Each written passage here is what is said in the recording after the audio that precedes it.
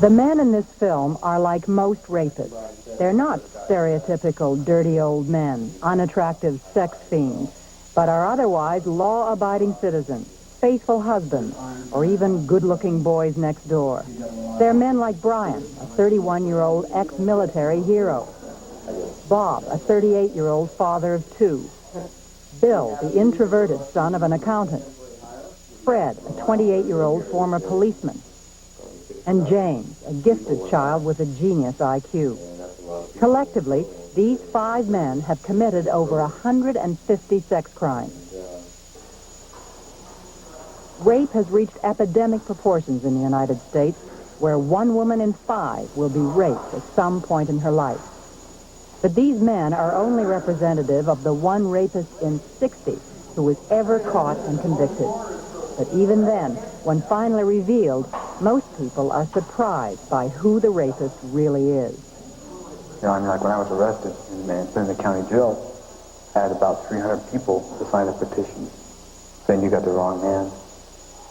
I have a major problem identifying myself as a sex criminal, a sex offender. Somebody goes out and rapes women. I knew all this time that the things I was doing was rape and molesting children, and that it was against the law. It was a crime that was serious, but I wouldn't stop myself. Rarely is the rapist caught, and even when he is, rarely does punishment do any good. In most states, rapists will serve a few years in prison before being released back into society. 4 out of 5, fully 80% of all rapists, will then rape again, sometimes hundreds of times. Until recently, rapists were regarded as incurable and incapable of rehabilitation. But now, in a few states, a new approach is being tried. In Oregon, rapists must first do time in prison, but once they're within 4 years of being released, they may volunteer for treatment at Oregon State Hospital in Salem. There, for the first time in their lives, rapists start to face up to their crimes and to themselves. 1973, I attempted to rape and my mother, and failing that, I stabbed her 3 times and killed her. Nobody wanted me. Nobody gave a shit about me. I couldn't fit into society anyway, so I didn't give a damn. You know, I wanted to be destructive. The 33 sex offenders in the Oregon program have committed over 25,000 sexual crimes, ranging from obscene phone calls to rape. Consequently, therapists know that if they can successfully treat 1 man, they can often prevent a staggering number of innocent women and children from being victimized in the future. So far, they've had a 95% success rate with those rapists who have completed the 4 years of treatment. Robert Freeman Longo, director of the Sex Offender Unit, says that though all rapists are dangerous men, they rape for different reasons. There's a power type of rape where the dynamics are such where this individual who's the rapist is feeling a lack of power in his life, a lack of control over his own life, and so he retaliates and tries to regain or gain a sense of power by overcoming others. Another type of rapist, a sadistic sort of rapist, is somebody who simply put a rod aside as someone else's pain and discomfort. There's anger rapists whose motivation tend to be anger in terms of why they rape. The release of anger on a helpless victim, much more of a spontaneous, explosive sort of an assault. And probably the one that people see as when they picture rape, what a rape really is. 2 out of 3 rapists will leave the beds of their girlfriends or wives to commit their crimes, stalking a victim upon whom they can vent their rage or desire for power or pain. Brian is a typical case, an anger rapist who's struck at any time, any place, his violent attacks fueled by something more than a simple desire for sex.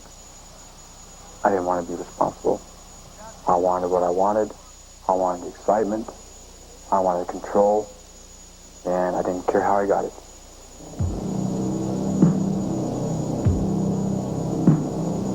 Brian was a former Army Ranger and a 24-year-old married man with 3 young daughters when he became a rapist. After getting off work as a diesel mechanic at midnight, Brian would drive around the deserted streets of Portland, Oregon in a rage. I mean, like I would be thinking a lot of thoughts around how I'm not meeting my needs met sexually. I'd be thinking about the military, very strongly as far as how I would have high excitement levels in the military. I wanted to find those high excitement levels that were arousing. And in my thinking, the best thing for me to do for that was to rape. I looked for nice apartments. Because in my thinking, I would think, well, nice apartments, nice people live there.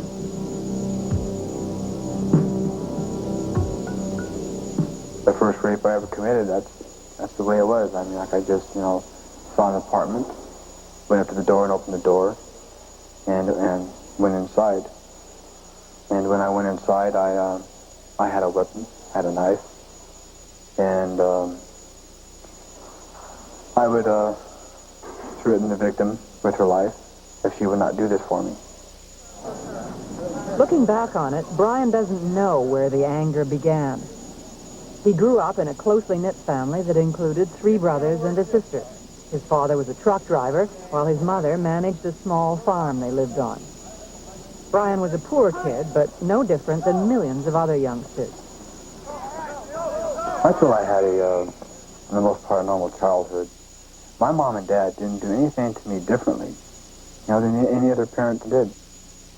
Like any normal teenager, Brian dated a series of girls until age 17, when he fell in love with a 16-year-old in his junior class at high school.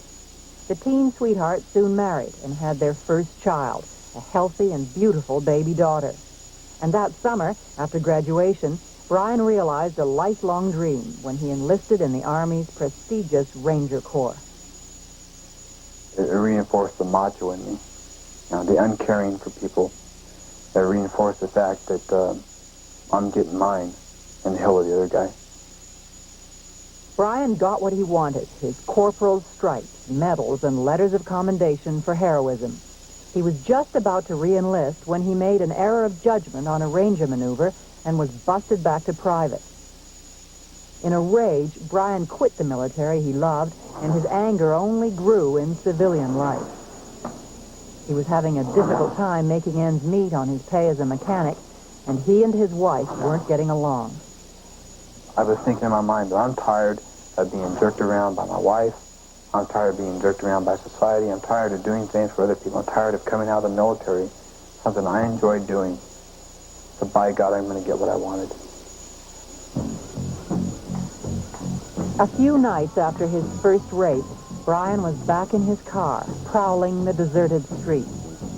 When he spotted a woman coming out of a bar alone, Brian started to follow her Volkswagen van. His second victim was now in his sight. All he needed was an opportunity. Basically, I followed her for close to about 30 to 40 miles, just thinking about when she pulls over, what I'm going to do to her. I was getting real excited about that, thinking about how I'm going to get my needs met sexually. I'm going to, get what I want accomplished. But the Volkswagen van continued to speed through the countryside, and Brian knew he had to act fast. I was getting low on gas, tried to do something real quick. And so I pulled my car up alongside of her Volkswagen bus, and I ran her off the road. She fought with me, and she got loose, and she ran out in the woods.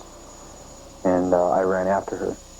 I can remember at the time I had a lot of increased anger over the fact that this was so hard, for me to get what I wanted.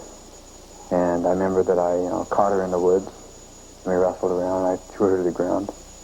And I took my knife out, and I cut her shirt. And I cut her shirt in about 2 or 3 different places.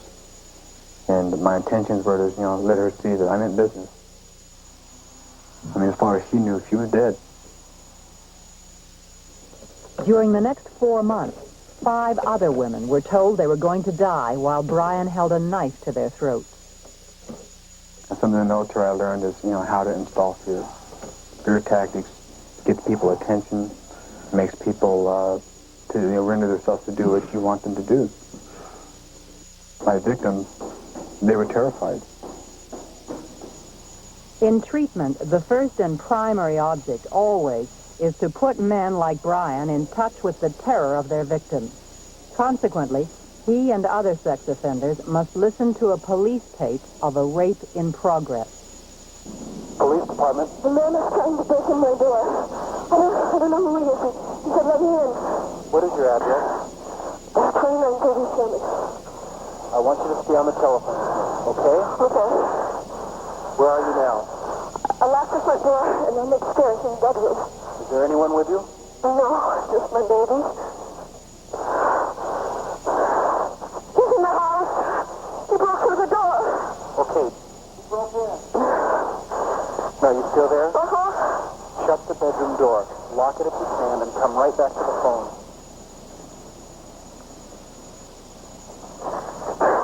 Stay on the phone with me now.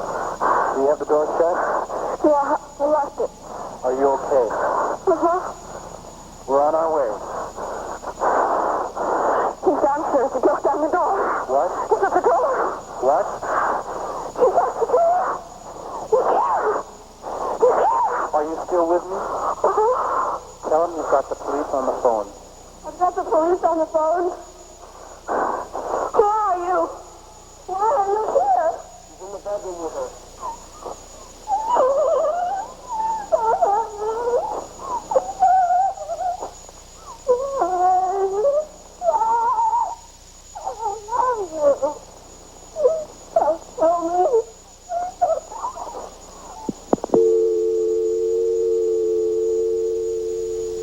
Seconds later, police arrived at the scene and arrested the rapist. The recording was used at his trial, and he was convicted. The best way to look about my victims, on how, they were affected, what they went through, is to think about how I would go through a similar instance. Think about how that if I was in that house, and all of a sudden a 350-pound man broke through that door and had a big knife and came to me and was, slapping me around, pushing me around. He held a knife on me and made me perform those sexual acts, rape me.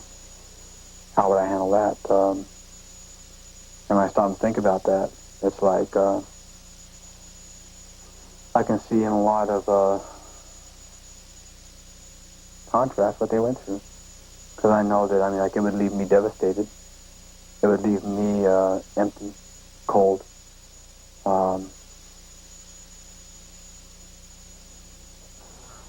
One night, Brian was stopped by police for a routine traffic violation just seconds after leaving the apartment building of his latest victim.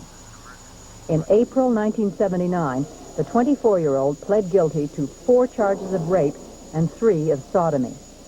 On the day he arrived at a medium security institute to start serving his 40-year sentence, he received his divorce papers from his wife. Brian became a born-again Christian and model prisoner, and 4 years later, he volunteered for treatment at Oregon State Hospital. To his therapist, Rebecca Ryan, Brian seems to be sincere about changing. It really bothers me. It bothers me to look at that and to keep seeing that. He can be very friendly. He can be concerned about you. He can say things that sound caring. But there are times when you can really see. It's like I wasn't aware like I can't forget who these people are. I can't be charmed by them. I know they're not charming people. I know their potential. And the purpose here is to dig past all that and to get to who they really are. Brian has hidden sides to his nice guy personality. Men have varying sexual fantasies, but sex offenders like Brian have powerful ones of rape that they play out in their crimes. Consequently, a major part of his treatment is devoted to reprogramming Brian and changing his sexual fantasies. Twice a week, he goes to a laboratory where he's shown violent scenes of rape. A gauge attached to his genitals gives readings on a machine, much like a lie detector. And whenever Brian shows he's getting excited, a therapist will give him an unpleasant dose of ammonia. What did you see going on with her? I'm seeing a woman that could fit me fear, have fear in her face. Her eyes would just look on her face. It's like, my God, what's happening to me? You don't want your What expressions on your victim's face? They were the same thing. Like they didn't know what was going to happen to them next. Like they were dying, they're going to die. For years, rapists like Brian have masturbated to their fantasies of rape. That makes them difficult to reprogram. After a year of aversion therapy, Brian is no longer sexually aroused by scenes of violent rape. Yesterday's tape. See here. It's about a straight line. All right. Brian's therapist believes that if he can understand fully the hurt and damage that rape victims endure, there's a good chance he won't reoffend once he's released. To understand the ordeal of a victim, Brian and other offenders are sometimes confronted by women, all of whom have been raped in the past. The confrontation sessions are therapeutic not only for the rapist, but also for the victims, who are finally able to vent feelings they've often kept inside for years. That makes me sick. The idea of having somebody like you running around in a whole town, a whole city, a whole state of people that don't know what you are. You don't look any different from anybody else. We want you fixed. Fixed or put away. You know what it's like not to want to send your kid down the damn street to go to the store because some pervert is probably going to pick them up and tear them apart like your life's been torn apart? You know what it's like to have sex with your husband and think about some mauler drooling all over you? There is no excuse. I knew I was hurting somebody, but I never stopped to really see what kind of hurt. I mean, I would justify it. I would minimize it as far as just saying to myself that, it's not showing no physical damage in my eyes at the time. So I would justify it in my mind and say, they'll get over it. Dad, you had to use a knife, though, wasn't it? Doesn't make you very macho, does it?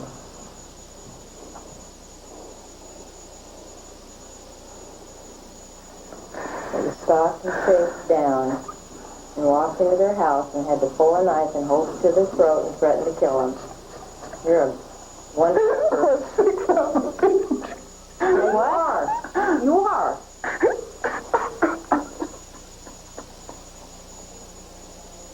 What's going to keep you from being a sick son of a bitch the rest of your life? What's going to keep you from going out there and pulling a knife on somebody again and doing it all over again? Brian, if you think this hurts, how do you think it would feel to be laying there having that knife to your throat and not know whether you're going to see the next day or not? You know what? You think about what our system does for you. You're in here getting help. You're in here getting counseling. What's the victim do? She's got to spend the rest of her life sitting behind a goddamn locked door, hoping her husband's going to understand, hoping her kids are going to understand, hoping her parents understand, because the system twists it all around and points the finger at her like she's some street-walking scum who goes out there and asks to be raped. If we get counseling, we pay for it ourselves. We're paying for your counseling. I think it's crucial that people work with the victims of these men. But it's kind of like somebody can be pushing somebody off a cliff and you catching them at the bottom only so long and then you're going to give out. Sometimes you got to hike up the cliff and find out who's throwing these people off and see if you can do something about that. And I think that that's what we're trying to do here. Unfortunately, for too many rape victims, there is still little they can do to protect themselves from killers like Jane. I've been told by my therapist, we went to visit my mom's grave. I'd never been there. And one of the things he told me when we were up there is that when I killed my mom, I killed part of me too. And I'm trying to learn how to put part of that back. As a child, James was a gifted youngster whose IQ tested out at the genius level. By the time he reached his teens, however, he was doing badly at school. It was the late 60s, and like many teenagers then, James was in full rebellion against a strict stepfather, an Army colonel, and a submissive mother. I was 14 when I got a subscription to Playboy magazine. My parents didn't care, and I started masturbating to that, and I quickly found that just the pictures wasn't exciting enough, so I started using a lot of deviant self-talk, fantasizing these women in humiliating situations, and that became more exciting and more powerful. And it went from that to attempting to do that, forcing a woman to do that, and I committed my first rape when I was 16. Shortly afterward, James left home and for the next 3 years would drift around the country, going from commune to commune. Along the way, he would rape 5 women. None of his victims ever reported James, and his self-disgust grew. After a second suicide attempt failed, James was taken out of a mental hospital by his mother. That night, as she slept, James attacked her sexually, and when she woke and resisted, her 20-year-old son stabbed her to death with his pocket knife. Felt that my parents, my mom in particular, didn't give a shit. I remember that when I was growing up, I was physically abused by both my dad and my stepdad. My feelings was my mom encouraged that by not interfering, by not doing anything or saying anything about it.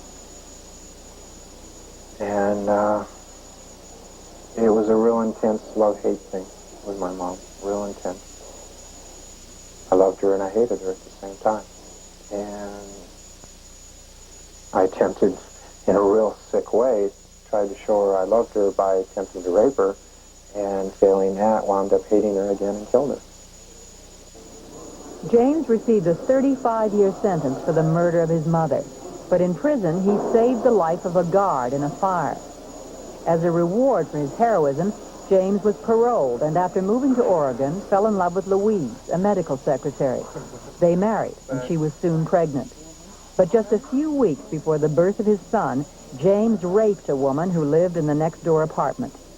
At the trial, Louise learned from the prosecutor the truth about her husband's past. You know, and it makes me sick to think that he could actually do something like that, because the side of him that I saw when we got married and everything, he was playing a role. Why would you say this, James? A lot of women would want to know that. I go a lot on gut feeling, and something has down in my gut that said, okay, you know, you're going through hell, but it's going to be worth it. I think I'm doing it a lot for me, too, because I can always look back and say, I tried. Most wives will divorce sex offenders at some point, but Louise has tried to keep her marriage together for 5 years.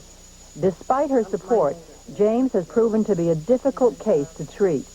Even with the use of ammonia and then electric shock in aversion therapy, James still continued to get excited by scenes of violent rape that he was shown in the lab. As a last resort, he was given injections of a female hormone drug called Depo-Provera. That enabled him to at last control his fantasies of rape and torture, and recently he was taken off the drug. Despite James' progress, his therapist, Richard Reed, remains cautious about the future. It's a very close call with him. He still remains a very detached, unemotional kind of person. I like some of the things he's doing with his wife. I think that maybe for the first time in his life he's beginning to feel some interest, some care, some concern about his wife and his child that isn't based on his own want, his own self-desires. I've been real fortunate. I've stayed married. And I got a 5-year-old son, and he means the world to me. And he's been molested. He was molested 8 months ago by a neighbor. How did you feel about that? It tore me up. And more from the sense that, my God, the same things are happening to him that were happening to me, and is he going to turn out to be like me? That's what the fear was. That's what the fear is, Seeing him perform some of the same behaviors that I did at the same age already. It terrifies me, is him being the same kind of person that his father is. James has good reason to worry about his son.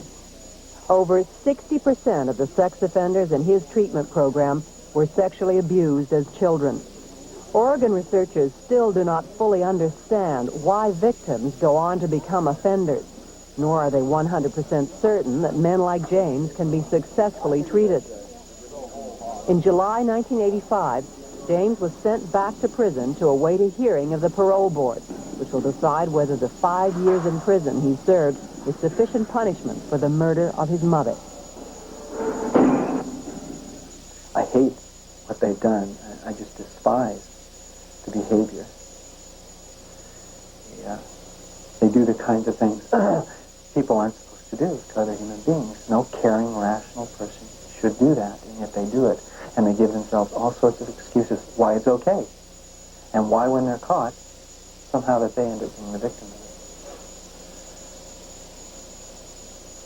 I want to treat them for one major reason, is that every single man in my group, and that's true for every single man in the program, within 6 months to 4 years will be back in the community. And past history will often predict what will happen in the future. We know that every single man we have here has had more than one victim, some hundreds, and I know that without some form of intervention, they'll continue to do it. Until recently, therapists believed there was little they could do with sadistic rapists like Bill. And even today, Bill isn't sure if he's even worth treating. I still think the guys like me who kill and rape should be killed. Looking back on his childhood, Bill blames himself for becoming a sex offender. As the only son of an accountant, he grew up in a middle-class home in Chicago where he was babied and loved by his mother and 3 older sisters. But at 13, Bill developed an ordinary case of teenage acne, and his attitudes towards women changed. I felt like I was too ugly, too stupid, too inadequate to have normal relationships with girls, and that's what started it all. It seemed like that's what I was cut out for in life. That I was such a freak and everything that it just wound up to where I felt like that's the only thing I could be in life. What is that from? Yeah. Like a lot of sex offenders, Bill started as a neighborhood peeping Tom in Salem, Oregon, where his family had moved. I'd masturbate when they'd get undressed. And it started out just like that, just looking at the bodies, not really wanting to do anything. It wasn't that bold yet. After weeks of peeping on a woman who lived nearby, Bill decided one night to realize his rape fantasies. Arming himself with a club he fashioned out of some garden furniture, Bill forced open a door while his victim showered. I went in, looked around a little bit, make sure no one else was there. Went into the bathroom. She was still bathing. Caught a glimpse of myself in the mirror. Remember that. Remember my eyes, how they looked wild. And I remember feeling scared, but yet sense of power. And a little while after that, she came out of the shower. And that's where I hit her in the head with the club. I knocked her to the bottom of the shower. She was pretty hysterical, crying, covering up. Bill then dragged his victim into the bedroom where she pleaded with him. She just had a baby, she said, and couldn't have sex. So all that stuff together, plus my nerves, I couldn't complete the rape. The peeping continued while Bill's fantasies became even more violent, so that when a movie based on the life of the Boston Strangler attracted his attention, it would have a profound effect. It gave me ideas and fed the excitement of the fantasies I was having. It was infamous, because I felt like I'm nothing. But that way I could feel like something. For several months, Bill watched a number of women. Then one night, he was peeping on a potential victim, and the circumstances were right. That night it was really windy and stormy. When it's like that, I feel like I felt like I could do anything I wanted, because I didn't have to worry about making noise. Didn't have to worry about being seen. I just felt really safe, powerful. I guess the way a leopard feels at night. When his victim opened a window, Bill was ready to strike. After waiting for his victim to fall asleep, Bill went through the screen window and crept into her bedroom. I decided to choke her, asphyxiate her until she was unconscious, and I'd rape her. I remember telling myself, while I was doing that, I was saying to myself, I have to do this. I have to do this. I didn't know she was dead until I tried checking her pulse after I was done raping her. Felt different. I felt like, I'd gone all the way. There's no turning back. Things like that. I don't think I felt bad about it. Bill went home and after watching television with his father, went to bed. He was just 17. For the next 7 years, the murder of a 26-year-old Salem social worker would remain unsolved. During that period, her killer moved to Arizona, where he lived with a beauty parlor operator. His fantasies of rape, torture, and murder continued, but Bill's crimes had stopped. Here's the main thing to hell with that. Yeah, I've only done a tiny fraction of all the things I wanted to do. Here's the thing to hell with that. I always hated it in myself. By 1978, Bill was working in construction in Portland, Oregon.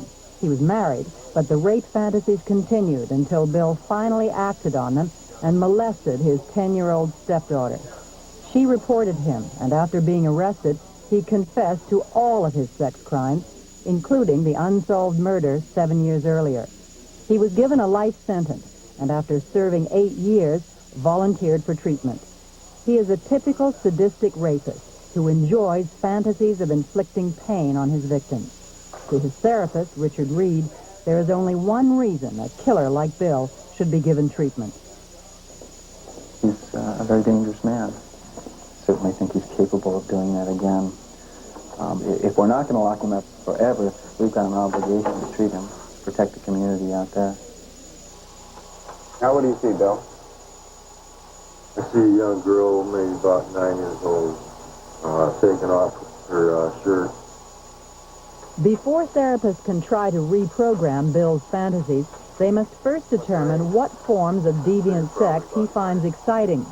In the lab, he is shown pornographic slides and videos, and the machine measuring his arousal yields some interesting results. We got the female children over here, and the arousal went up quite a bit. The prospect of raping a woman no longer excites him, but victimizing a young girl does. I still have fantasies about young girls. If I was in a situation where there was a young girl available, I didn't really have to use a lot of force or anything. use manipulation or whatever to get her to have sex with me, I probably would. For police everywhere, sex criminals like Bill remain a mystery. Some studies suggest that 9 out of 10 sex crimes still go unreported. And with those that are, the chances of rapists like Bill getting caught and convicted are still less than 1 in 60. To find out how and why they get away with it, law enforcement agencies like the FBI and Oregon State Police regularly come to the hospital, and their videotaped interviews are later used in training sessions and victim awareness programs. What advice would you give to women to help keep them from becoming identified as a potential victim? If you are alone, just always be aware. Keep a defensive perimeter around yourself and keep your eyes, keep your awareness up, basically what it is. Don't leave your windows open. The lady that I murdered left her window, opened her window before she went to bed. And so I think they need to be aware of their windows and screens and how easy it would be to get in. I'd like to contact Bill for a second anyway. You know we're doing a victim awareness class today? Yeah. Okay, and you're one of the people who I wanted to have in there. You know about that? Yeah. Why do you think that I'm asking to have you in there? With Bill, we want him to understand what he did. Understand that he took another human being's life. You can't sink much lower than that. With that, I think if he really comes in contact with what he's done, I'm not sure how he could live with that. But making Bill feel something for his victims and crimes is always the goal of treatment. Sometimes the barriers of a cold-blooded killer will finally collapse as he watches the mother of an 18-year-old girl who was raped and murdered. I felt I had been disemboweled without anesthesia. I just felt like I was living dead. I had to be there. I couldn't sit still. I was waiting for Vince to come home. I felt helpless, and I couldn't stay at home. I had to be where it had all happened. If I had to choose one word to describe Stephanie, it would be sunshine. She was everything: beautiful, caring, intelligent, gifted. Did you have flashes of what you'd done? Your victim? Oh, but I knew what I was. Became aware of what I was. Who what? Murderer, rapist,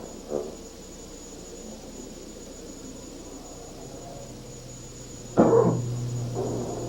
do you feel about that? Sometimes I feel like I want to die, get it over with, like I deserve it. Sometimes I don't feel nothing. What about you, Fred? Did you experience some things during the film? A lot of anger, really. Something like that happened. Could happen. Anger at what? Be specific about the anger. Anger at the people that did it? Did you relate to any of it? No, not really. You didn't relate to it at all? I've always, and I still do, compartmentalize things. There's just these couple of little bad things that I've done, and they're sitting over here, and the rest of me is a real nice guy. From an early age, Fred was a nice kid who always wanted to become a policeman. Growing up on a ranch in southern Oregon, Fred was a dutiful son who did his chores and looked after his younger brother. In high school, he did volunteer work with the handicapped and became leader of a junior Mason group dedicated to honesty and the protection of women. Following graduation, Fred married his steady girlfriend and joined the Army, where he became a military policeman. But in January 1978, his father, whom Fred loved and respected, died suddenly. Fred and his wife flew home from Fairbanks, Alaska, and after the funeral, Fred went out for a drive alone. He was angry at the world when he pulled over to ask a passerby for directions. Fred then surprised the woman by producing a gun and ordering her into his truck. But as he sped away, Fred didn't know what he was going to do with his terrified victim. I'm not very well in touch with what was really going on in my mind. I really needed somebody to unload to. But I also wanted to have somebody to take the guilt on. That felt like somebody had to be responsible for my dad dying. In a remote field, his victim was helpless as Fred raped and sodomized her. Afterwards, we got dressed and drove her back to where she said she lived and dropped her off. When the police came, they didn't have any trouble finding me. I knew everybody in the small town where I was from. I knew everybody on the police force. My best friend was one of the detectives on the Ashland police force. That's how I got into law enforcement in the first place. Fred was arrested the next morning, pled guilty, and was sentenced to 15 years. His wife immediately divorced him, and after serving 2.5 years of his sentence, Fred was released on parole. I didn't think I would reoffend. In fact, the way I lived with it was that I told myself that I was temporary insanity. That, because of the death of my father, I was temporarily insane. That's the reason behind it, that there wasn't anything wrong with me. Fred enrolled in college, where he soon fell in love with a phys ed major who was unaware of his previous crime. They married, and Fred went into the contracting business with his father-in-law. Fred's future again looked bright until the summer of 1984. His business had soured, he was having marital problems, and Fred began to have fantasies of raping again. I had taken into the habit of driving around and actually looking for someone to rape. And I had picked up several female hitchhikers and hadn't done it, just given them rides. Late one afternoon, Fred picked up a woman hitchhiking alongside the road. She had a large dog along for protection, but that didn't stop Fred from making a sudden detour off the main highway where he handcuffed the woman to the steering wheel and got rid of her dog. Fred then drove to an isolated woods where his terrified victim offered no further resistance. After raping and sodomizing her, Fred drove his victim home like an old friend. I told her all about myself. The last thing I told her my full name. 2 days later, the cops come and see me and arrest me again for kidnapping and sodomy this time. From jail, Fred made his one call to his wife. And she asked me if I had actually done it, and I said yes. And what she told, all she said was, Fred, I really think you're going to have to get some help. And that's basically when I said, yeah, she's right. There's something wrong. After serving less than 1 year of his 15-year sentence, Fred volunteered for treatment in the sex offender program. Like some rapists, Fred is a difficult offender to classify. His 2 rapes motivated by a mixture of anger and a desire for power. But like all rapists, Fred is self-centered and doesn't feel anything for his victim. I don't know her. I don't know what she's like or where she's from. But I have trouble with feeling empathy for strangers. So, if you're in the community a month from now or a year from now, and you come across a stranger, don't have any empathy because she's a stranger, what's going to keep you from raping her? You have the urge and desire.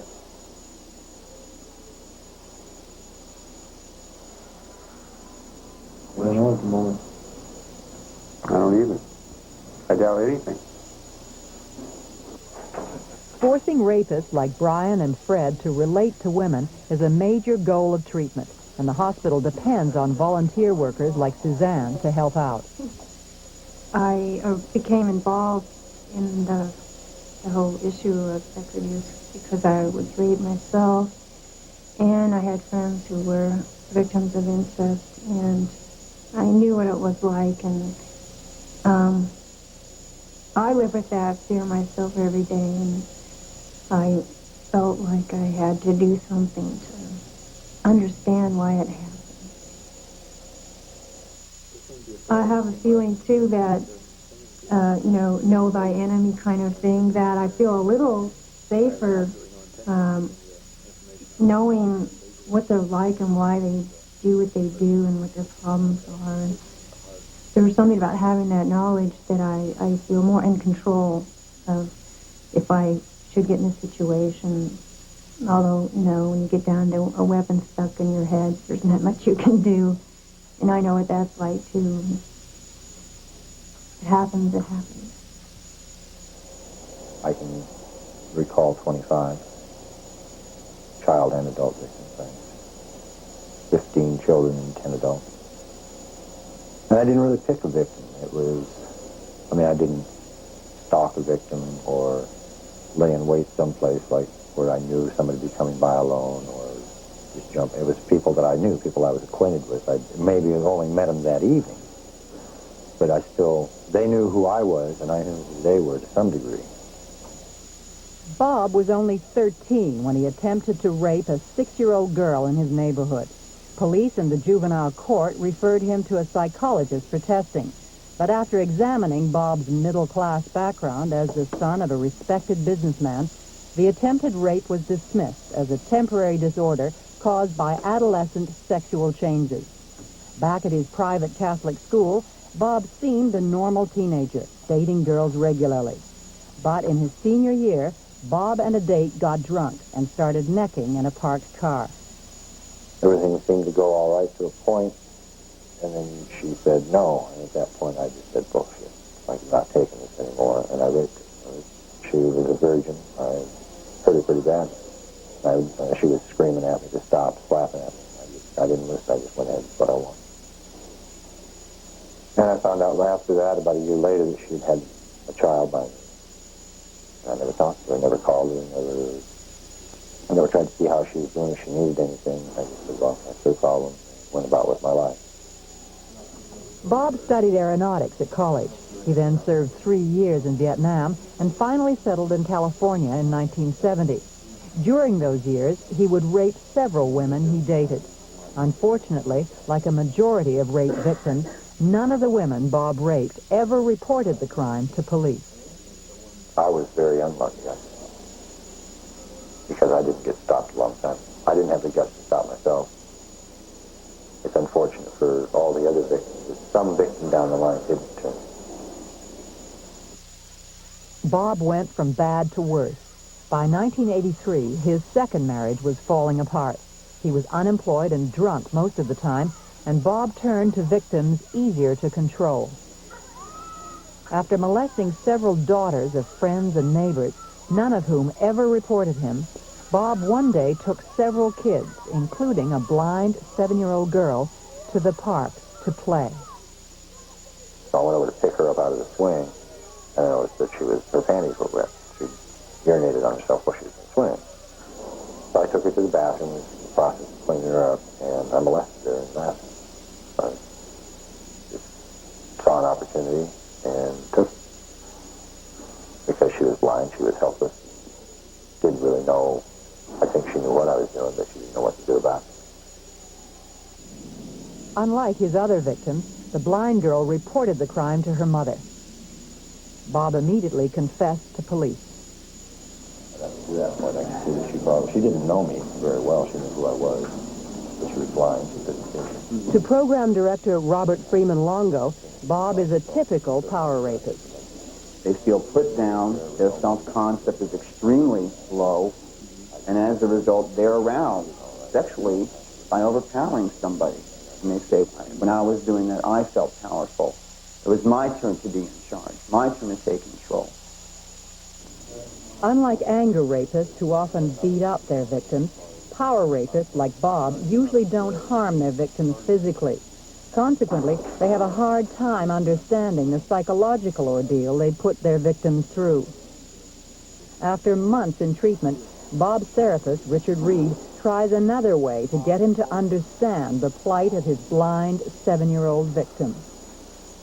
If you want to close your eyes and visualize it and try to see it or feel it as she might have experienced it because she didn't have sight. So maybe you can kind of experience it as she might have as a sightless girl.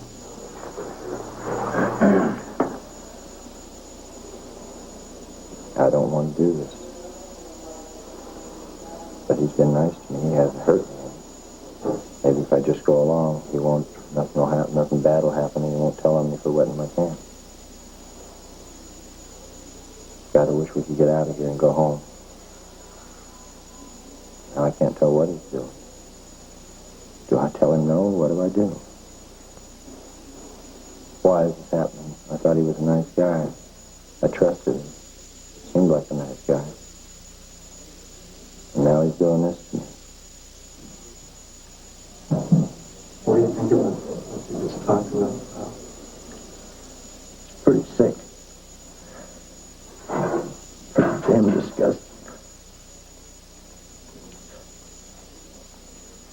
But it's me.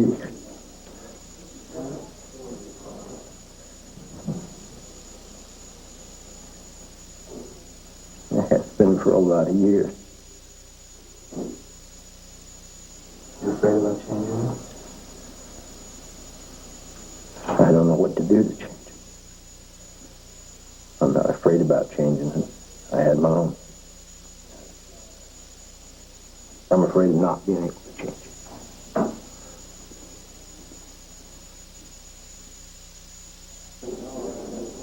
Critics of treatment programs often view them as a soft way for violent and dangerous men to avoid their just punishment. But in fact, the vast majority of sex offenders in the Oregon program voluntarily choose to return to prison and serve their sentences, rather than continue to be forced in treatment to deal with themselves, their crimes, and their victims. About a week and a half ago, 2 weeks ago, I wanted to give it up. I came real close to just saying the heck with it and going back. Rapists like Brian find treatment harder than prison, where drugs, pornography, and sex are usually available. But the reason he and a small minority go through 4 years of painful treatment is simple. For men like Brian, Fred, Bob, and Bill, treatment is the last chance to lead a normal, crime-free life. There are no cures for men who rape, but there is the real hope that with treatment, they can control their deviant fantasies and stop raping innocent victims. I've told most of you, it seems there are a good many of you, that you come over, it's not going to be easy. And you get here and then you kind of say, well, you told me it was going to be easy, but you never promised me I'd be dying in the process of going through treatment. But I think that's kind of what it's all about. You're kind of burying an old person, a dangerous person that's not cared for others, and you're hopefully giving rebirth to a new person, a new personality. During the program's first 6 years, 20 sex offenders have completed treatment and been released into the community. So far, only one has reoffended. Brian, Bob, Fred, and Bill are still in treatment.